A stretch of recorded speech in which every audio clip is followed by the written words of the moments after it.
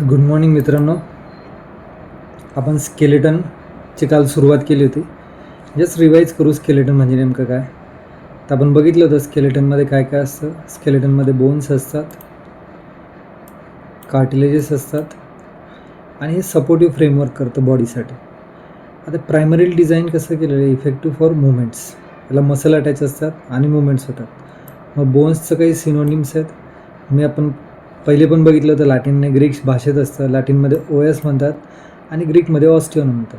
मग त्याच्यानुसार खूप साऱ्या टर्म्स आहेत. ऑस्टिओलॉजी, ऑसिफिकेशन, ऑस्टिओमायलाटिस, ऑस्टिओमाल्शिया, ऑस्टिओमा, ऑस्टिओटॉमी, या वेगवेगळ्या अशा त्याच्या टर्म्स आहेत ज्या ऑस्टिओशी म्हणजे बोनशी रिलेटेड येतात.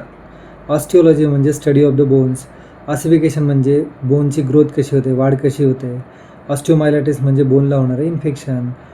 ऑस्टिओमल्शिया म्हणजे बोनचं डिजनरेशन. ऑस्टिओमा म्हणजे आतमध्ये बोनमध्ये होणारं ट्यूमर. ऑस्टिओटॉमी म्हणजे बोन ओपन होऊन त्याच्यामधनं बाकी जे काही त्याचं सर्जरी किंवा बाकी गोष्टी असेल त्या करणं. डेफिनेशन बघितली आपण बोनची. बोनमध्ये आपण बघितलं की ते 1/3 कनेक्टिव्ह टिश्यू असतं, बाकी सगळं त्याच्यामध्ये 2/3 काय असतं, कॅल्शियम असतं. म्हणजे मेशसारखं असं फ्रेमवर्क आहे त्याचा. त्याच्यामध्ये मग कॅल्शियम डिपॉझिट झालेलं असतं. सो हे सगळं जे काही असतं हे बोनमध्ये असतं. बोनमध्ये मग कॅल्शियम, बोनमध्ये 2 प्रकारच्या गोष्टी असतात. एक इनऑर्गॅनिक आणि दुसरं ऑर्गॅनिक. मग इनऑर्गॅनिकमध्ये काय असतात, इनऑर्गॅनिकमध्ये कॅल्शियम सॉल्ट्स असतात, कॅल्शियम फॉस्फेट, त्याच्यानंतर कॅल्शियम कार्बोनेट आणि बाकी काही ट्रेस एलिमेंट. आणि जे दुसरे ऑर्गॅनिक असतात ते असतात कनेक्टिव्ह टिश्यू म्हणजे कोलॅजिन फायबर्स, काही ब्लड सेल्स वगैरे वगैरे. त्यानंतर आपण बघितलं स्केलेटनचे 2 पार्ट पडतात. एक ॲक्झियल पार्ट म्हणजे जो सेंट्रल पार्ट आहे आपल्या शरीराचा, आणि दुसरं अपेंडिक्युलर पार्ट.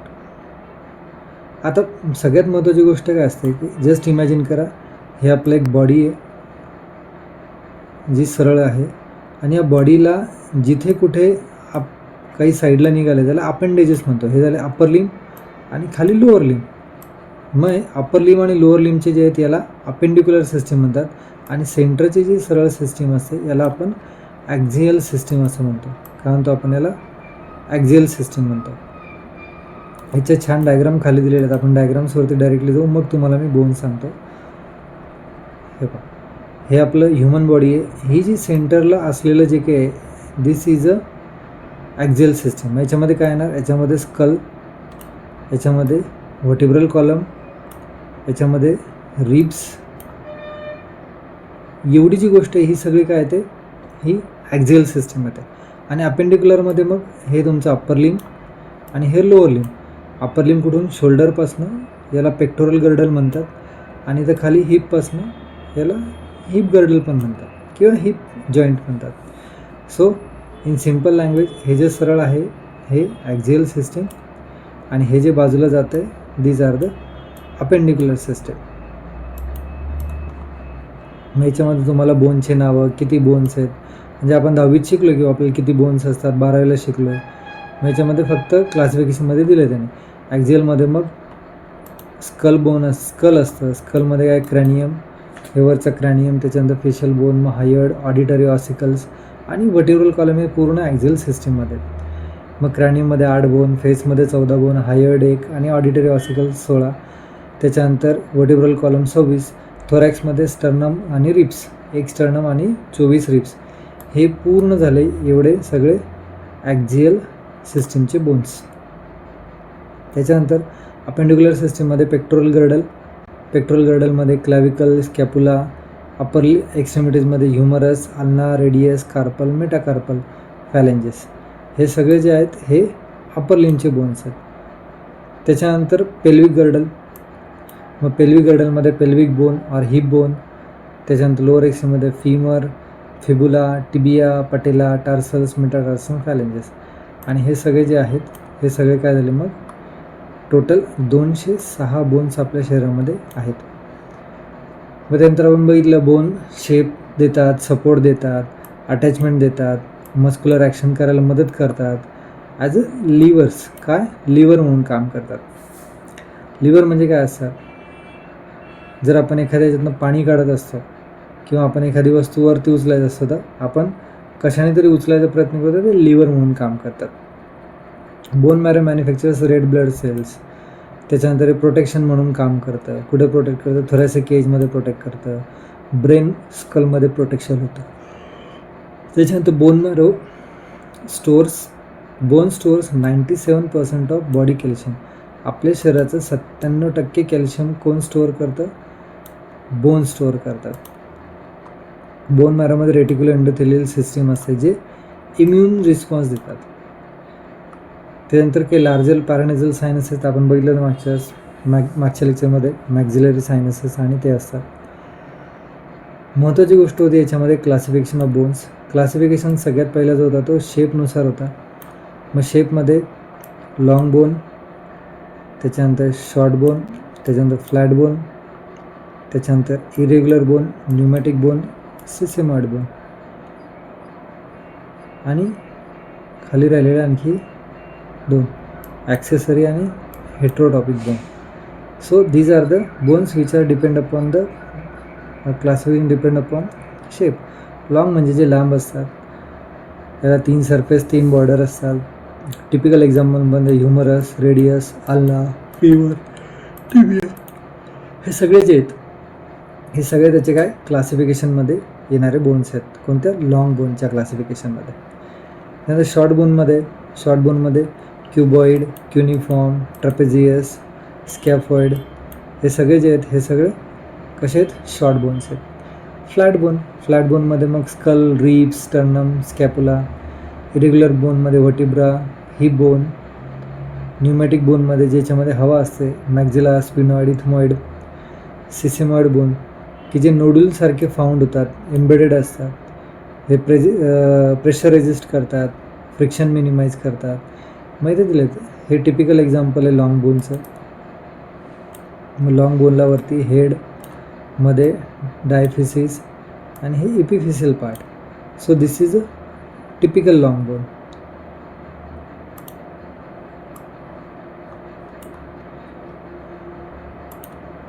हे जे आहेत हे पण लॉंग बोनमध्ये येतात आणि छोटे छोटे जे आहेत हे मात्र मग कशामध्ये येतात शॉर्ट बोनमध्ये. Clavicle, long bone. क्लॅव्हिकलला हॉरिझॉन्टल लॉंग बोन म्हणतात. काय म्हणतात? Horizontal long bone. त्याच्यानंतर स्मॉल बोन, याच्यामध्ये कार्पल बोनचं एक एम्नॉमिक्स आहे. She looks too pretty, try to catch her. She म्हणजे scaphoid. She looks, L for lunate. She looks too pretty. टूमध्ये ट्रिक्विट्रल आणि पिसिफॉर्म. त्यानंतर ट्राय टू कॅच हर. ट्रायमध्ये ट्रॅपेझियम, ट्रॅपेझॉइड, त्याच्यानंतर कॅपिटेट आणि हेमेट. हे सगळे जे आहेत हे सगळे शॉर्ट बोन्स आहेत. त्यानंतर फ्लॅट बोन्स, या रिब्स आहेत, या रिब्स फ्लॅट असतात. आपला स्कॅपुला फ्लॅट असतो. So these are the flat types of bone. इरेग्युलरमध्ये मग आपले व्हर्टिब्राचा शेप सगळ्यांना माहिती आहे कसे इरेग्युलर असतात. त्यानंतर न्यूमॅटिक बोनमध्ये मॅक्झिला सगळ्यात पहिले तर लक्षात ठेवा. याच्यानंतर सिसेमॉइड बोनमध्ये पटेला हा आपल्या नी जॉईंटच्या तिथे असतो. ॲक्सेसरी बोन कधीतरी लॅटरल ट्युबरकल टॅलन्सला असतं. हेटेरोटॉपिक बोन्स, काही बोन्स हे सॉफ्ट टिश्यूपासून डेव्हलप होतात. जे घोडेसवारी करतात त्यांच्या ज्या ॲडॅक्टर मसल्स आहेत, ज्या मांडीच्या मसल्स आहेत ॲडॅक्टर, तिथे एक रायडर्स बोनसारखे हार्ड बोन तयार होतात. डेव्हलपमेंटल क्लासिफिकेशनमध्ये म्हणजे कुठे डेव्हलप होतात? जे मेम्ब्रेनमध्ये डेव्हलप होतात किंवा डर्मलमध्ये डेव्हलप होतात ते मेम्ब्रेनस बोन. जे कार्टिलेजमध्ये डेव्हलप होतात ते कार्टिलेजिनस बोन. जे मेम्ब्रेनो कार्टिलेजिनस असतात, मिक्स असतात, ते मेम्ब्रेनो कार्टिलेजिनस. मेम्ब्रेनमध्ये होणारे मग स्कल बोन आणि फेशियल बोन. कार्टिलेजिनसमध्ये बोन्स ऑफ लिम, व्हर्टिब्रल कॉलम, थोरॅसिक केज. त्याच्यानंतर सोमॅटिक बोन्स, विसरल बोन्स. Regional classification. रिजनल आपण बघितलं ॲक्झियल आणि अपेंडिक्युलर. साधं सरळ ॲक्झियलमध्ये काय येतं? Skull, vertebral column thoracic cage जी बघितली आपण. आणि अपेंडिक्युलरमध्ये bones of the limbs, upper limb and lower limb. चौथं आहे स्ट्रक्चरल क्लासिफिकेशन. त्याच्यामध्ये मॅक्रोस्कोपिक म्हणजे ग्रॉस आणि मायक्रोस्कोपिक. मॅक्रोस्कोपिकमध्ये जो बोन आहे तो कसा आहे, त्याचं आर्किटेक्चर कॉम्पॅक्ट बोन आणि कॅन्सलस बोन. कॉम्पॅक्ट म्हणजे एकदम हार्ड डेन्स असतो आणि कॅन्सलस म्हणजे ट्रॅबिक्युला असतात, मेशवर्क असतात आणि स्पंजी असतो. कसा असतो, स्पंजी असतो. म्हणजे एक लॉंग बोन जर घेतला तर हा मधला जो पार्ट आहे हा थिक कॉम्पॅक्ट आहे आणि या साईडचा जो हा थोडा स्पंजी पार्ट आहे. म्हणजे तुम्ही कधी ह्युमरस किंवा फिमर घेतला त्याचा जो हेड आहे हा नेहमी कॅन्सलस टाईप म्हणजे ट्रॅबिक्युला आणि पोरस असतो, थोडासा हलका असतो. आणि मधला जो असतो तो हार्ड डेन्स पार्ट असतो. हे सगळं काल आपण बघितलं होतं, त्याच्या लॅमेलीज वगैरे असतात. Microscopically lamellar bone, woven bone, fibrous bone, dentine, cement. मग आपल्याला काल क्लासिफिकेशन बघितलं होतं आपण कॉम्पॅक्ट बोन आणि कॅन्सलस. कॉम्पॅक्ट हा शाफ्टमध्ये असतो डायफिसिसला, कॅन्सलस इपिफिसिसला असतो. याच्यामध्ये लॅमेले अरेंज असतात हॅव्हर्शियन कॅनलमध्ये. याच्यामध्ये कधी कधी ते राऊंडेड शेप असतात. याच्यातला येलो बोन मॅरो असतो, याच्यामध्ये रेडवाला बोन मॅरो असतो. याचं नेचर एकदम हार्ड कडक असतं आणि स्पॉन्जी असतात. मग काल आपण gross structure of long bone बघितला जो आज आपण पाहणार होतो. तर लॉंग बोनमध्ये काय असतं ग्रॉस स्ट्रक्चरमध्ये, त्याच्यामध्ये एक शाफ्ट असतो, शाफ्ट नंतर दोन एंड असतात. जर आपण हा बोन बघितला तर हा जो मधला पार्ट आहे याला आपण शाफ्ट म्हणतो.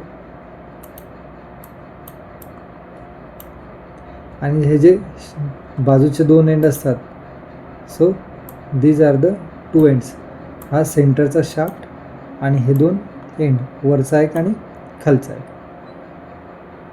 सो शाफ्टला जर आपण बाहेरून आतमध्ये गेलो तर शाफ्टमध्ये काय काय असतं, पेरिऑस्टियम, कॉर्टेक्स आणि मेडुलरी कॅव्हिटी.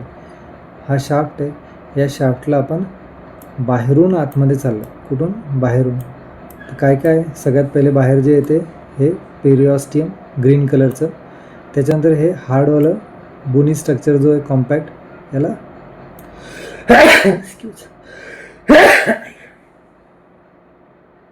याला कॉर्टेक्स म्हटलं. हे की कॉम्पॅक्ट हार्डबोन असतं. आणि आतमध्ये कॅव्हिटी असतं, रिकामी जागा असते.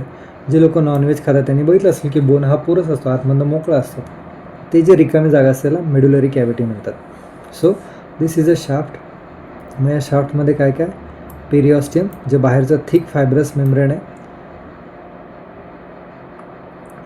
त्याच्यानंतर दुसरं कॉर्टेक्स जे कॉम्पॅक्ट बोन आहे. आणि तिसरं medullary cavity.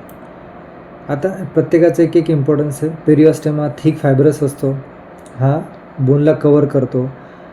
It is made up of outer fibrous layer and inner cellular layer. या लेअर नेहमी चेंज होत असतात. ज्याच्यामध्ये कॅल्शियम येतं, डिपॉझिट होतं, फॉस्फरस येतं, डिपॉझिट होतं, निघतं, परत ऑस्टिओक्लास्ट, ऑस्टिओब्लास्ट, ऑस्टिओसाइट्स असे सेल्स असतात.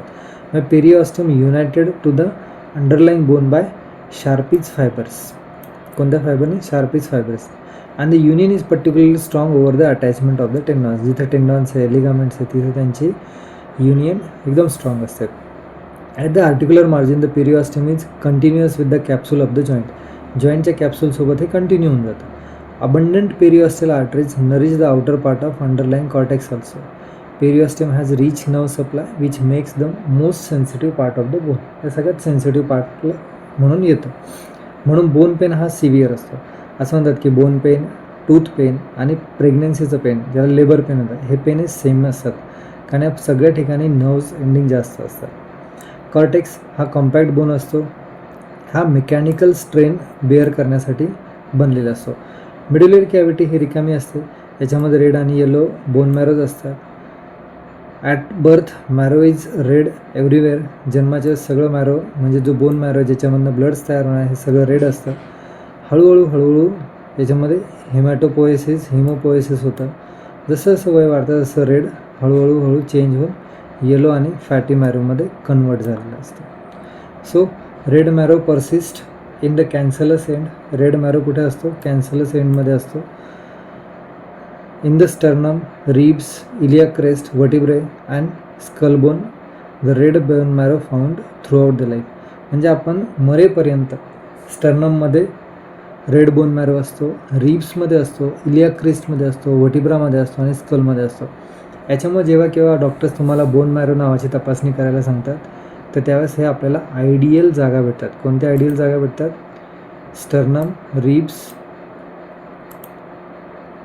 Sternum, iliac crest, vertebrae, skull bones हे आपल्या याच्यामध्ये सगळ्यात जास्त घेतले जातात. सो 2 एंड्स, वरची एक खालची एक end. This long bones are made up of cancellous bone covered with hyaline. ज्याच्या 2 एंड्स आहेत त्या लॉंग एंड कॅन्सलसने बनले असतात. आणि मग याच्यामध्ये काय काय, याच्यामध्ये आर्टिक्युलर कार्टिलेज आहे, कॅन्सलस बोन आहे, फायब्रस कॅप्सूल आहे, ह्या सगळ्या गोष्टी ज्या आहेत ह्या एंड्सला असतात. वरती एक एंड, खाली एक end. Part of young bone, लहान लेकरांच्या बोनमध्ये जे की पूर्ण मॅच्युअर नसतात, थोडे इमॅच्युअर असतात. मग त्याच्यामध्ये एक डायफिसिस वेगळा असतो, त्याच्यानंतर इपिफिसिस वेगळा असतो, इकडचा खालचा एक इपिफिसिस वेगळा असतो. या दोघांच्यामध्ये एक इपिफिसियल प्लेट असते, याच्या खाली एक मेटाफिसिस असतो. सो डायफिसिसचा जो पार्ट असतो जो कंटिन्युअसली ग्रो होत असतो याला मेटाफिसिस म्हणतात. आणि हा ग्रो होऊन काय होतो, मग हा बोन ग्रो करायला मदत करतो. पण ही जी इपिफेशियल प्लेट असते, ही इपिफेशियल प्लेट याला जास्त ग्रो होऊ देत नाही, एक रिस्ट्रिक्शन, एक कंट्रोल ठेवते. हा इपिफेसिस असतो, हा इपिफेसिस हळूहळू ग्रो होऊन मग हा डायफिसिसला जॉईन होतो. तर प्रायमरी 2 एंड असतात, 2 ऑसिफिकेशन पॉईंट असतात. एक डायफिसिस असतो, 2 इपिफेसिसला असतात. So epiphysis, the end and tips of the bone which ossify from the secondary centres, हे सेकंडरी सेंटरपासून बनतात म्हणून त्याला इपिफायसिस म्हटलं आहे.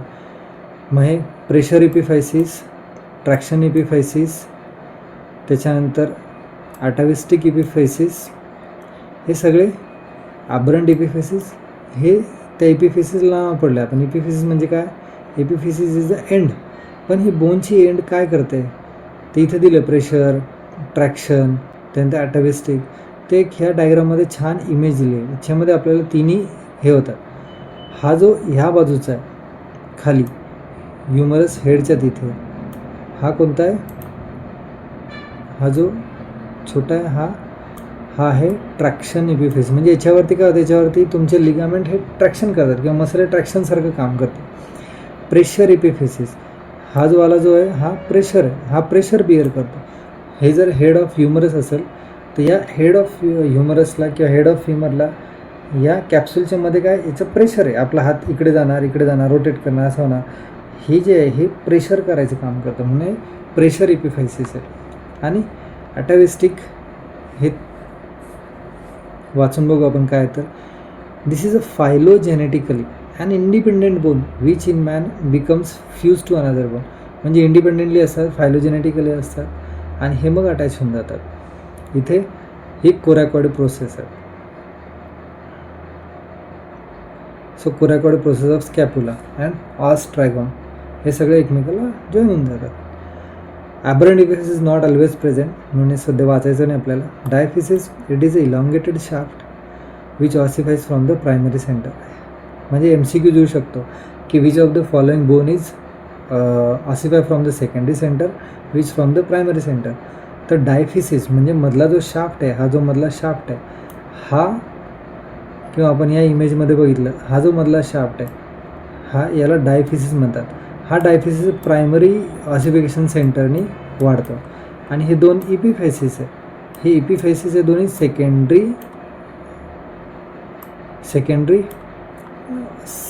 ऑसिफिकेशननी हे होतात. इपिफायसिस बघितलं आपण, डायफिसिस बघितलं, नंतर metaphysis. Epiphyseal end of the diaphysis are called metaphysis. आपण इथे बघितलं जिथे इपिफिसियल हा डायफिसिस एंड होतो, मेटाफिसिस एंड होतं एपिफिसिसला, त्याला आपण काय म्हटलं, मेटाफिसिस म्हटलं. हीच metaphysis is zone of active growth. इथे ॲक्टिव्ह ग्रोथ असते.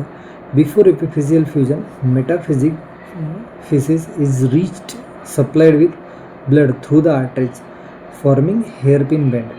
याच्यामध्ये हेअरपिन म्हणजे अशा प्रकारचा बेंड असतात, कशाचे, आर्टरीचे, वेसलचे, म्हणून ते जास्त सिग्निफिकंट आहे. This is common site of osteomyelitis. हे काय, ही मेटाफिसिस रिच सोर्स असते आर्टरी वेनची, म्हणून it is a common site for osteomyelitis. After epiphyseal fusion vascular communication establish. एकदा हे इपिफिशियल फ्युजन झालं की मग इपिफिशियल आर्टरी, मेटाफिशियल आर्टरी आणि डायफिशियल आर्टरी या सगळ्यांचं म्हणून ॲनास्टोमोसिस होतं. ॲनास्टोमोसिसमुळे जास्त आर्टरीज असतात आणि त्याच्यामुळे मग तिथे जास्त इन्फेक्शनचे चान्सेस असतात.